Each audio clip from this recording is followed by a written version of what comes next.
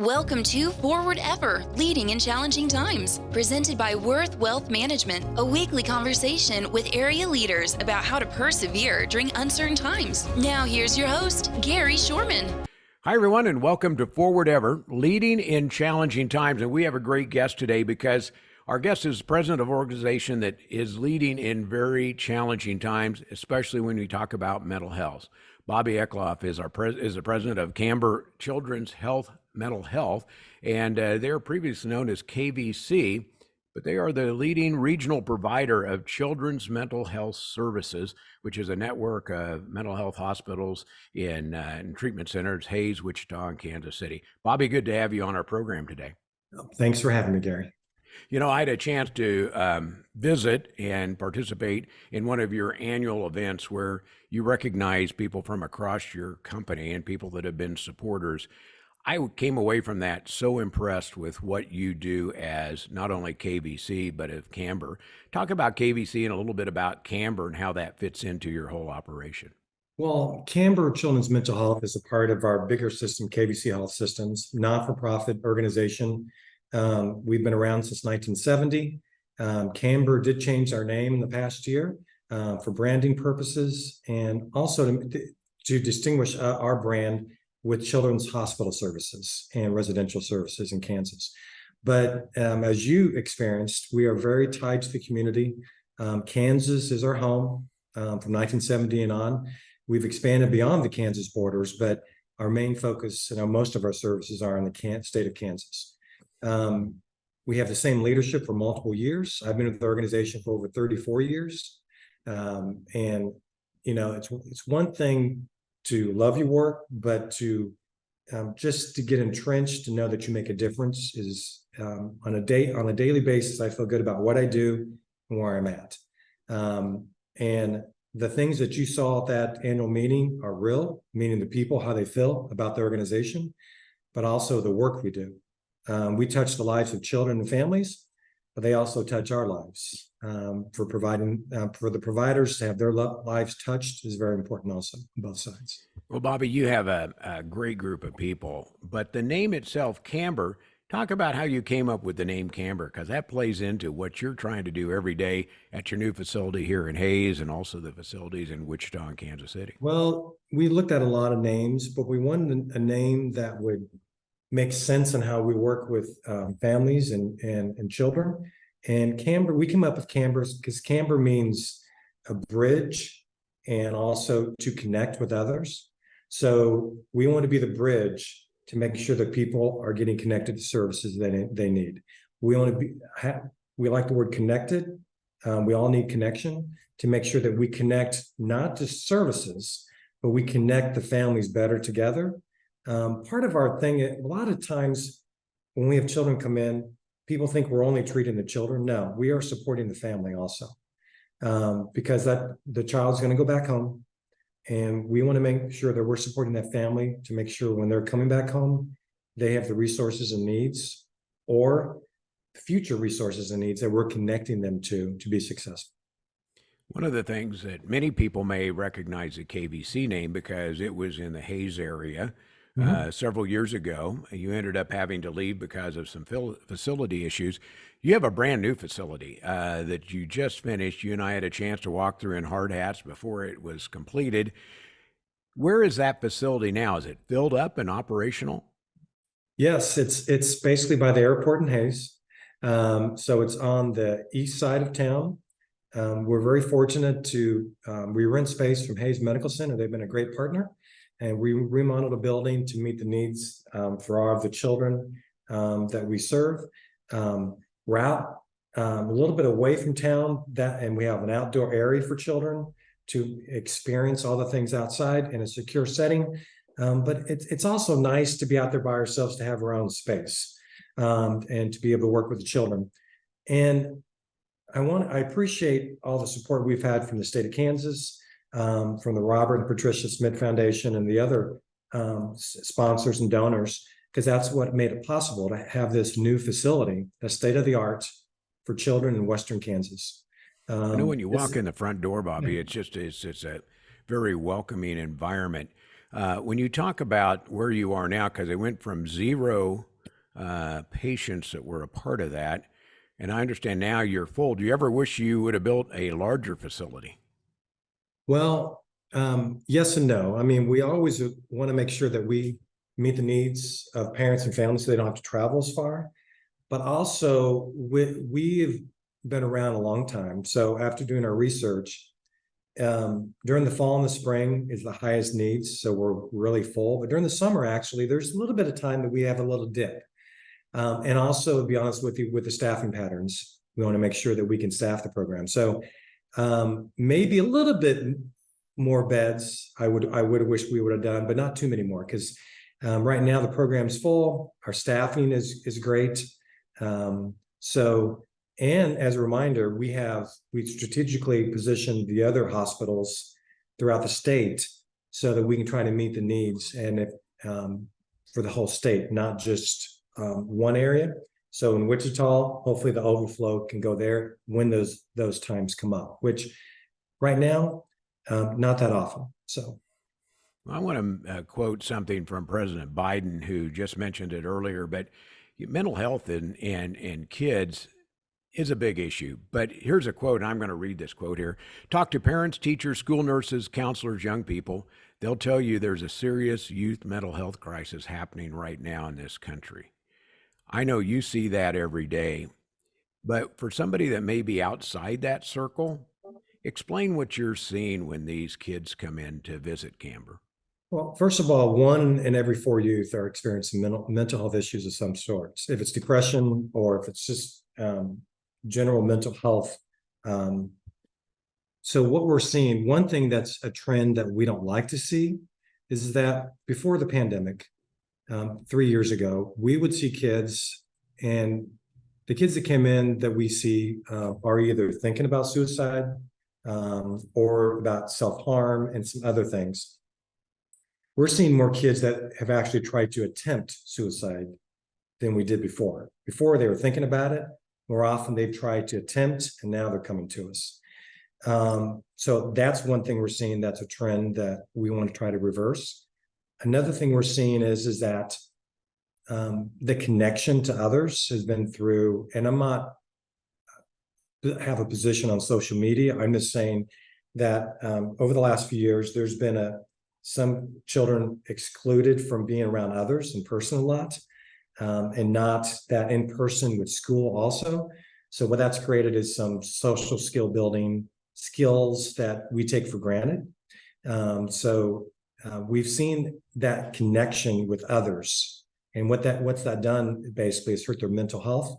So we've focused on giving them emotional regulation skills and some other skill building that we're doing more often now than we had to before. So we're just seeing a lot more kids coming in with mental health needs, emotional regulation needs than we did before.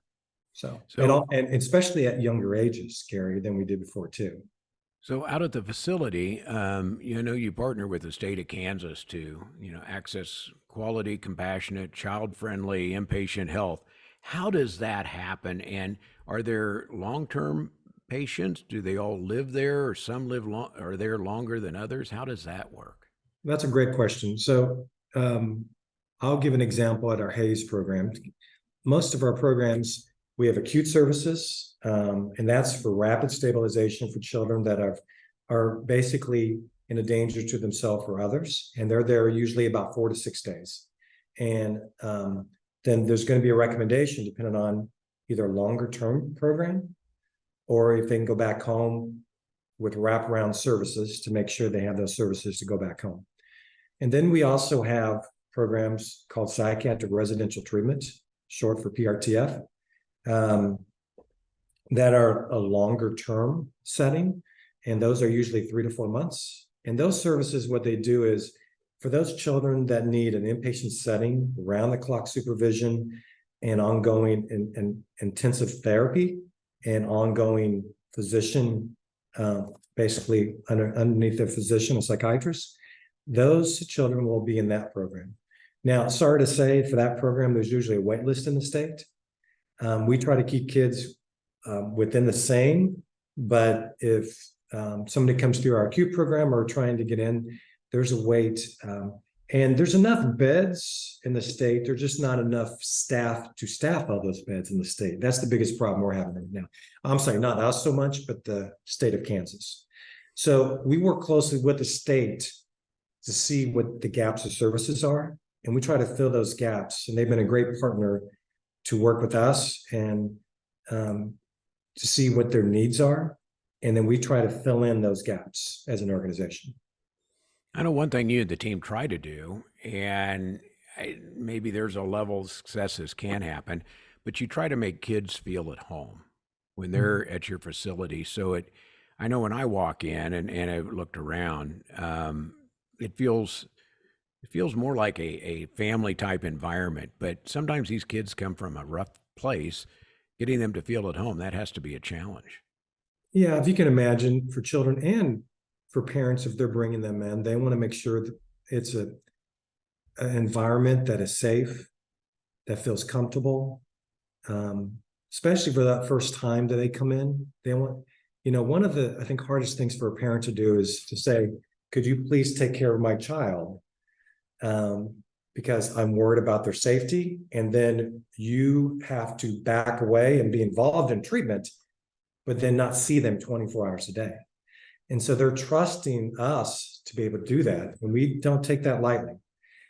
So we want to create an environment that basically is a welcoming environment, smells good, looks good, but also is safe.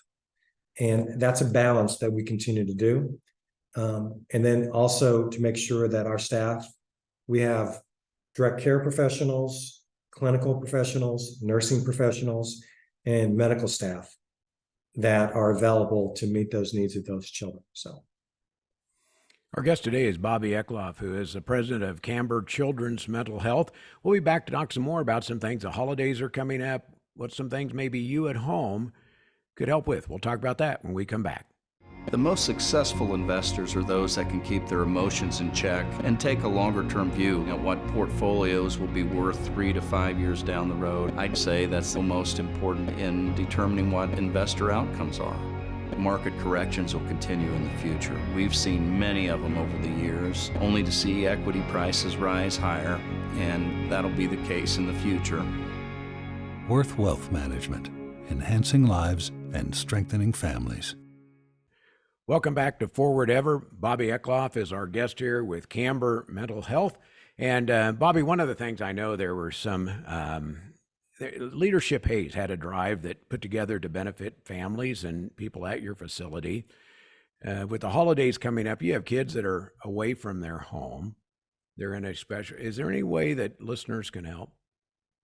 Yes, the Fort Hays State University has helped a lot, and the Hayes Chamber's helped a lot, but we always need more help with basically generic gifts. When I say generic gifts, male, female gifts, clothing, and child-friendly gifts.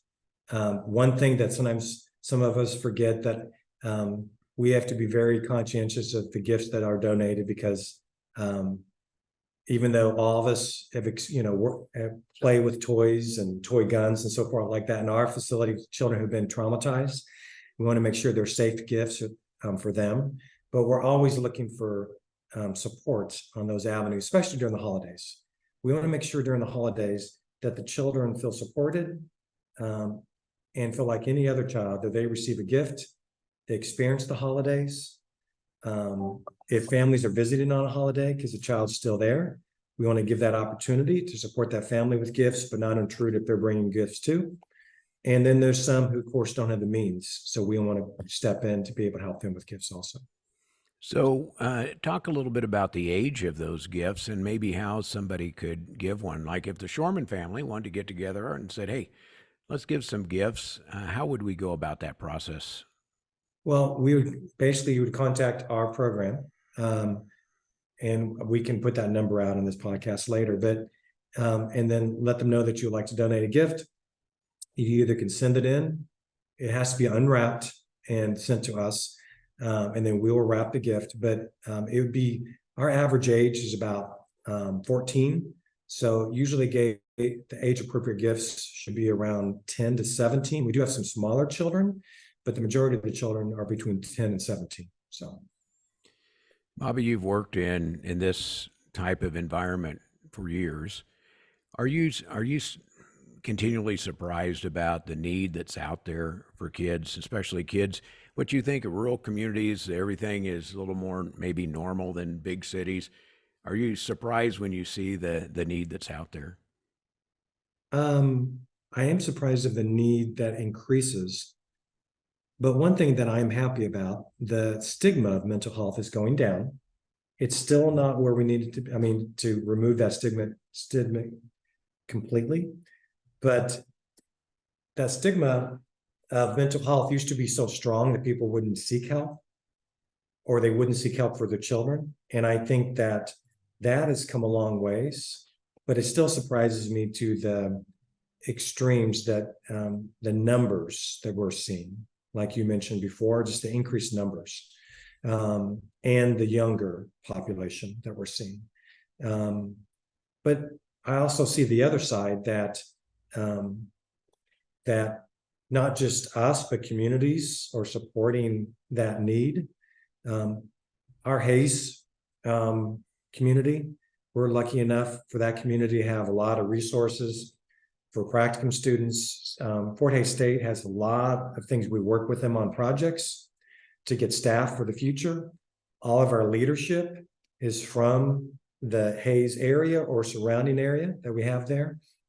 So we're very fortunate for that. But I want to give a quick metaphor, Gary, that I like to talk about. A lot of people always think that when the children that we see have a severe mental health diagnosis, and the majority of the time it's depression they're dealing with, and I call it a hiccup that they need to get back on track. It's almost like the metaphor that they're in a puddle, it's starting to rain, and all those raindrops are like emotions. They just become so overwhelming, and that puddle starts to get deep. If we don't get them the support they need, or with the families in that puddle with them, and we can't get them out of that puddle, and the puddle keeps getting deeper and deeper, they just start drowning in all those emotions. And with those emotions, it becomes overwhelming. So we need to try to give them alternative skills. So we also work with community providers like High Plains, who do a great job to provide services, to connect those services. So if they do come to our services, that hopefully they can get community resources. They don't have to return. And if they do, we're going to welcome them back. But I'm in one of the industries, even though, of course, we want to be full, but I would love it if I'm full with people that are new to the services, that people come through and they can continue to improve in their mental health. So this is a great. I was going to ask this question at the end. I'm going to move it up because there may be somebody listening out there, and you talked about that puddle, that they know somebody, a young person that's in that puddle, a child, maybe a neighbor, maybe it's somebody in their own family. How do they get into the Camber system to get help? So we have admissions is 24 hours a day. It's online. I will mention one example. We had a 17-year-old young lady who said that we saved her life. She saved her own life because she reached out to us. She was on a bridge, and she was going to jump, and she looked on the nearest facility to go to program for mental health, drove herself to our program, and then wrote the story that basically she was that close to jumping off a bridge and looked up our program. A nice thing is Camber also comes up first because it starts with a C, but and we were the closest program. And so on our website, we do have one of our most visited sites on our website is, how does that work? You call the number, they'll walk you through it, but also it tells you if you come to our acute services, what it's going to look like, what's the process, but we'll also walk you through that online too. And even if you're not going to come to our program, if you call our admissions office, we'll help you find another resource to meet your needs. It's not just coming to our hospitals, it's meeting your needs for mental health. So I'm going to remind people, if you're at lost, There's the new numbers to call out there statewide, but even if you call our number, we're going to set you up and try to connect you to services that you need, even if it's not our services. We have adults that call us, and we do not accept adults, but we're going to try to connect them with the hospitals so they can get the services they need. So Let's talk a little bit, though, about your employees, because you have a great group of employees. Had a chance to meet some of them at your awards seminar or the awards dinner the other day. People have been a part of this for a long time. I am guessing that those people help attract others, but are you still looking for employees for the Hayes facility? We are a few. We're very fortunate. We're always looking, clinical staff. We're always looking for therapists. When I say always looking, we're fully staffed, but sometimes some of our therapists graduate college workforce and then they relocate back home. So I believe we have one therapist opening, and then nursing, a couple of positions for nursing. Then our direct care staff, since these are 24 hours we're staffing, we do have some openings for direct care staff too. We're very fortunate to have what we call a PRN pool, a floater pool, that meets a lot of the gap needs when we do have some full-time openings for nursing and for direct care staff, behavioral health technicians. But also, like you mentioned, to work in this field, I started out as a behavioral health technician over 35 years ago, and so did our CEO of our company. I call them hope keepers, or angels without wings, because we have youth that come in that sometimes they're hopeless, or sometimes they're in a very agitated state, and our staff are very patient with them and they support them. And sometimes when they leave, they don't always see how well they're doing unless you see them in the community later on in life, which I've had the benefit to see people when they grow up, they have families, you see, and they say hi to you. And that's success when you see a child you worked with 20 years ago, now they're married, have kids, and in the community. So, but yes, our staff, I can't say enough about them. And if you think about it, we usually have a ratio of about 1 to 4 for our direct care staff, and that's not counting nursing. So our staff make sure that they oversee 3 to 4 kids at a time within their care, and they just do a wonderful job. And we're always looking for more staff, but I like to tell people, I'm looking for people with a good heart. I can teach you the skills, but if you don't have a good heart, it's kind of hard to teach that. So, Yeah. So if someone who wants to learn more, the Camber website, the best place to go? yes, for careers and also for admissions, Camber, it's easy to find. If even make it easier, www.kvc.org, and then there's a link to Camber also. And like I said, we are so delighted to be in Hayes in Western Kansas and also the other sites. But I want to remind everybody that all of our locations are going to have very similar services, dedicated leadership. So if we're full at one, please be open to going to one of our other programs. So, Bobby, thanks for being a part of our program, taking the time out today, and thanks to what you and your team do, not only in our communities, but the other communities you serve, to help make our world better and help children in our region. Thank you so much. thank you very much. Our guest today has been Bobby Eklofe, who is president of Camber Children's Mental Health. Thanks to you for listening as well. The program is brought to you by Worth Wealth Management, where you can live with confidence. I'm Gary Shorman. Thanks for joining us for Forward Ever, Leading in Challenging Times, presented by Worth Wealth Management. Join us right here next week for another episode with host Gary Shorman. Until then, remember to move forward ever, backward never.